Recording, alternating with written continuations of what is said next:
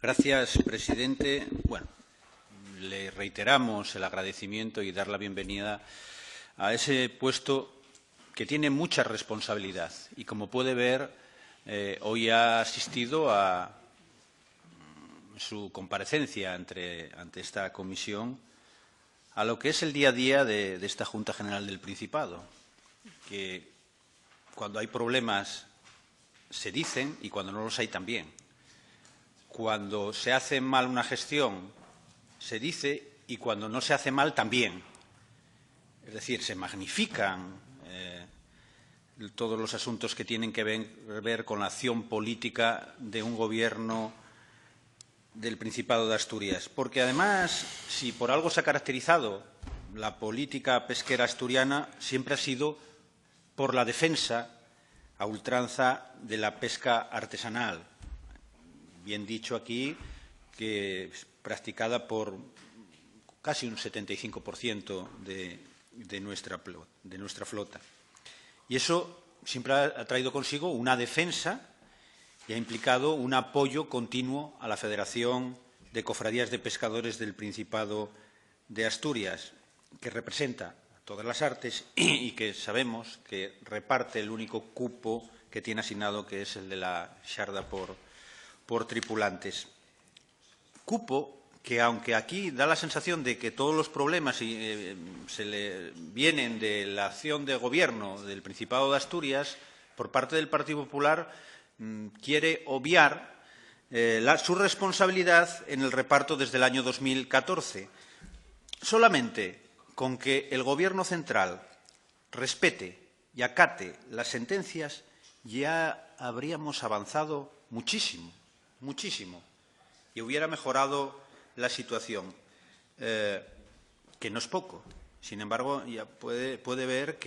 y oír que el Partido Popular de esos temas hay estudios,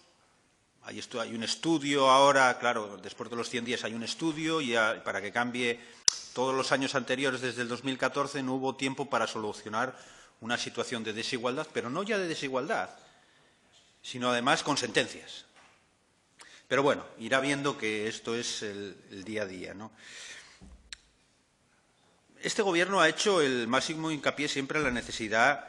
de matizar y de buscar el rendimiento máximo sostenible o la eliminación también de los descartes, con las valoraciones previas de sus efectos sociales y económicos en los distintos segmentos de la flota,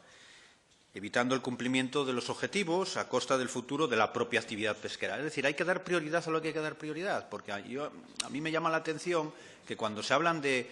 que hay estudios, estudios de la Universidad de Oviedo, de los técnicos de la propia dirección, de la consejería, se cuestionan y se habla de la necesidad. Aquí hemos llegado a escuchar hoy de que, como se comen muchos oricios en Asturias, pues da igual los informes que puedan realizar los expertos al respecto del mantenimiento de nuestros caladeros. Y nosotros somos conscientes, y así lo hemos defendido públicamente, que estamos hablando de un sector muy complejo y que tiene implicaciones sociales muy profundas y que no solamente se tienen que abordar desde una perspectiva pesquera o con una aproximación exclusivamente sectorial,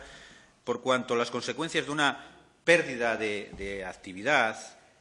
superan lo que es las netamente pesqueras e influyen directamente en el mantenimiento y el progreso de localidades costeras de nuestra comunidad autónoma. Tiene una incidencia en muchos sectores, la hostelería, el turismo, valores culturales, sociales, que son imprescindibles. Ahora bien, hay que tener en cuenta que si en algo se ha caracterizado este Gobierno, la anterior Dirección General de Pesca, y estoy convencido que dentro de su responsabilidad usted también va a seguir haciéndolo, es por un compromiso férreo con el sector, por una defensa férrea de todas aquellas necesidades que ha tenido el sector, que no son pocas, a nivel de cuotas, a nivel de tratar de solucionar los problemas que al sector también le preocupan, que es ese llamado relevo generacional. Por aquí tenemos que oír de todo. El Partido Popular siempre opina que se podían hacer más cosas ante los problemas cuando no tiene responsabilidad, de gobierno. Siempre todo se puede solucionar y hay veces también que al ciudadano de a pie, que desconoce a lo mejor el funcionamiento de este sector, le cuesta también entender pues cómo ante